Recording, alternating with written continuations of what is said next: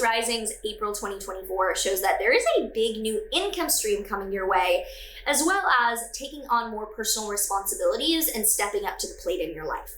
So if you are excited to dive into what the astrology says about you for this upcoming April, make sure that you like, subscribe, and hit that notification bell so that you are always up to date with what the stars have in store for you. If you're new here, hi, I'm Maren. I make astrology videos and also music, which you can find down below, along with my astrology courses and my one-on-one readings. So we start out on the 3rd with Venus conjunct Neptune in your first house of self. Venus and Neptune together is otherworldly beauty or pleasure, and with it in your first house of self, this is the kind of thing where I would see that you're like, I don't know, doing a beautiful photo shoot or literally winning a pageant kind of thing. It's just a beautiful expression of you, and you're getting attention in a really great way. Then on the 5th, Venus enters your Aries second house. The second house is money, and Venus entering it shows money going well for you and coming your way, especially because on the 8th, there is a total solar eclipse in Aries in your second house of money.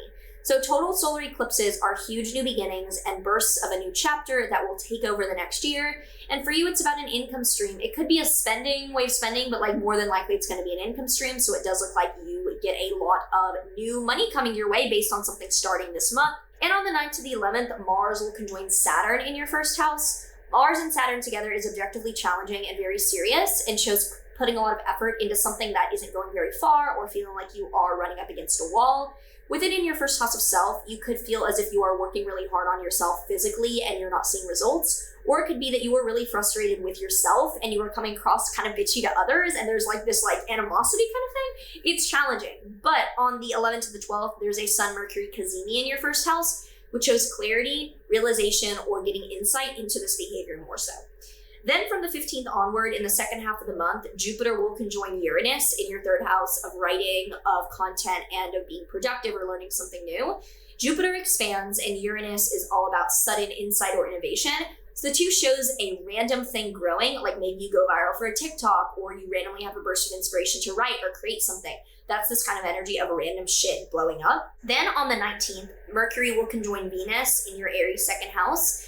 Mercury and Venus together is good news, so you're probably receiving good news about money on the 19th, and also on the 19th, the Sun will enter your Taurus third house. So this is lighting up being productive or learning something new and putting out content, writing, etc. for the second half of the month. And on the 21st to the 23rd, the Sun will square Pluto between your 3rd and 12th houses, which shows that you could feel as if your mental health requirements are making it difficult for you to be productive and you are dealing with some mental health difficulties that could be in the way of you fully going for whatever task is at hand. On the 23rd, there's also a full moon in your Scorpio 9th house. This full moon is a letting go or an ending, and for you, it's in your 9th house of studying or traveling. So you're probably either ending a traveling, thing abroad, you were no longer living or traveling abroad, or you were literally finishing something up school and education-wise. Then on the 28th to the 30th, Mars will conjoin Neptune in your first house. Mars and Neptune together is big spiritual warrior energy and very, being the bigger person or peaceful, shows that you're being the bigger person and you are being rather spiritual with your actions at the end of the month.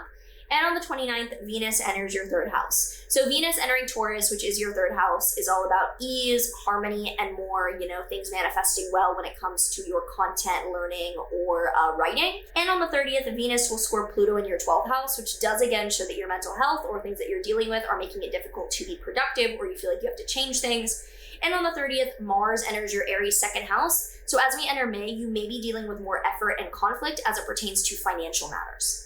So if you have any thoughts about what is coming up for you this April, do make sure to leave me a comment down below with how you're feeling. The tarot card that we have here for Pisces Risings is the Wheel of Fortune reversed. So honestly, the Wheel of Fortune reversed usually shows that you are being dealt some challenges that you're not going to want to face. And maybe this is the Mars Saturn in your first house, but you are getting a lot of money and maybe that requires doing some things that are difficult. And it shows that, you're about to counter things that you're like, I don't want to do it. Sorry. Hope that this was helpful and hope that you have an awesome April ahead. Make sure that you like and subscribe if you are not already. I know about 50% of you guys are. It would be great to get that closer to 100%. Otherwise, I hope that you have an awesome April and I will see you in the next one.